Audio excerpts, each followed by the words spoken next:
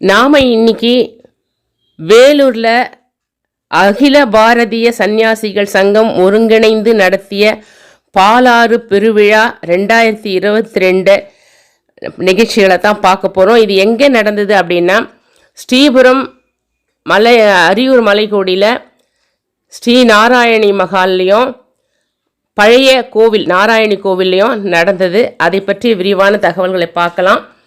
இந்த ஸ்ரீபுரம் மகால் அருமையான இயற்கை சூழலில் கட்டியிருக்காங்க. அதாவது அவர்கள் இயற்கை சூழலை ஏற்படுத்தியிருக்கிறார்கள். சுற்றிலும் நல்ல மரங்கள் அடர்ந்திருந்தது. அங்கே ஒரு பிள்ளையார் கோயிலும் அங்கே இருந்தது. அதற்கு நிறைய சன்னியாசிகள் வந்திருந்தார்கள், நிறைய பக்தர்களும் வந்திருந்தார்கள். அவர்களும் காவி நிறமுடைய ஆடைகளையே அணிந்து வந்திருந்தார்கள். எங்கே பார்த்தாலும் ஸ்ரீபுரத்தில் இந்த காவி நிறம்தான் கண்களுக்கு தென்பட்டது. காவி நிறம் என்பது அக்னியின் நிறம். போய பிழையும் புகுந்தருவான் நின்றனவும் தீயினில் தூசாகும் செப்பேலோ ரம்பாவாய்ன்னு ஆண்டாள் நாச்சியார் சொல்லியிருக்காங்க. அதுபோல் ஆசாபாசங்கள் எல்லாம் அக்னியில் போட்டு எரிச்சிட்டோம் அப்படின்றத சிம்பாலிக்காக சொல்கிறது தான் இந்த காவி உடை. இன்றைக்கு நாம் பார்க்க போகிறது 3வது நாள் வெள்ளிக்கிழமை நிகழ்ச்சிகளை பார்க்க போகிறோம். முன்னதாக பழைய நாராயணி கோயிலில் காலை 6 மணி முதல் 8 மணி வரை பாலாறு அன்னைக்கு பாலாறு நதியின் புனித நீர் கலசங்களுக்கு வேள்வி வழிபாடுகள் நடந்து கொண்டிருந்தது. அதை தொடர்ந்து கன்னியா பூஜையும் சுமங்கலி பூஜையும் நடந்து கொண்டிருந்தது.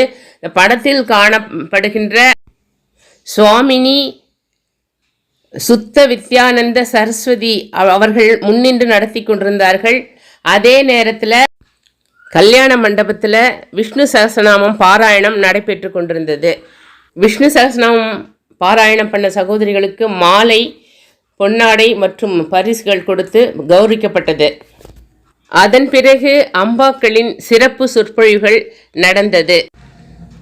பெருமதிப்பிற்குரிய யதீஸ்வரி கிருஷ்ண பிரியாம்பா அவர்கள் சொற்பொழிவு நிகழ்த்திய பொழுது எடுத்த படம். பக்கத்தில் இருப்பவர்கள் நீலகண்ட பிரியாம்பா அவர்கள்.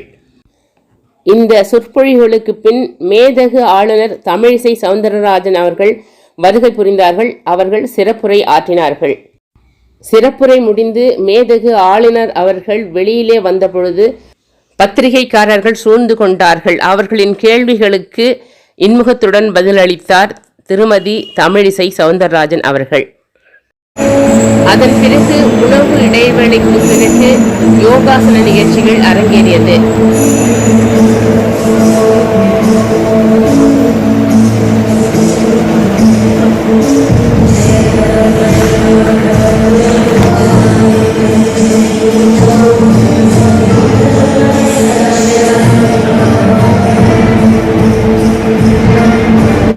யோகாசனம் செய்த மாணவர்களுக்கு பொன்னாடை, மாலை, கைடையும் வழங்கப்பட்டது. அதனை அடுத்து கோலாட்ட நிகழ்ச்சி நடைபெற்றது. அடுத்ததாக ஒரு நாட்டிய நாடக நிகழ்ச்சி. பாலாறு தன் வரலாறு கூறுவது போல அமைந்திருந்தது. குற்றம் புரிந்தவர்களுக்கு ஜலசமாதி செய்வார்கள் என்று கேள்விப்பட்டிருக்கிறேன். ஆனால் ஜலத்தையே சமாதி செய்பவர்களை இன்றுதான் காண்கிறேன் என்று பாலாறு நதியை சொல்வது போல் அந்த நாட்டிய நாடகம் அமைந்திருந்தது. ஆக்கிரமிப்புகள், ரசாயன கழிவுகள், கழிவு நீர்கள், மணல் கொள்ளை இவற்றால் என்னை மிகவும் பாழ்படுத்தி விட்டார்கள் என்று இதோ எனக்கு பெருவிழா எடுத்து விட்டார்கள். இனி எனக்கு ஏற்பட்ட கேடுகள் எல்லாம் நீங்கி நான் பிரவாகமாக பாய்ந்து செல்லும் இடங்களை எல்லாம் செழிப்படைய வைப்பேன் என்பது போல் அமைந்திருந்தது அந்த நாட்டிய நாடகம். அதன் பின்னர் காவிக்கொடி நாட்டியம் நடைபெற்றது. இதனை தொடர்ந்து நிகழ்ச்சிகள் இரவு 8 மணி வரை நடைபெற்றது. கல்யாண மண்டபத்தில் இந்த நிகழ்ச்சிகள் நடைபெற்று கொண்டிருந்த பொழுது மாலை 5:30 மணிக்கு பாலாற்றங்கரையிலே வேள்வி மற்றும் பாலாறு ஆரத்தி ஆகியவை சிறப்புடன் நடைபெற்றது 10 மணி வரை. பாலாறு ஆரத்தியை பற்றிய சிறப்பு தொகுப்பு இதற்கு முன்னால் வீடியோ வெளியிட்டிருக்கேன்.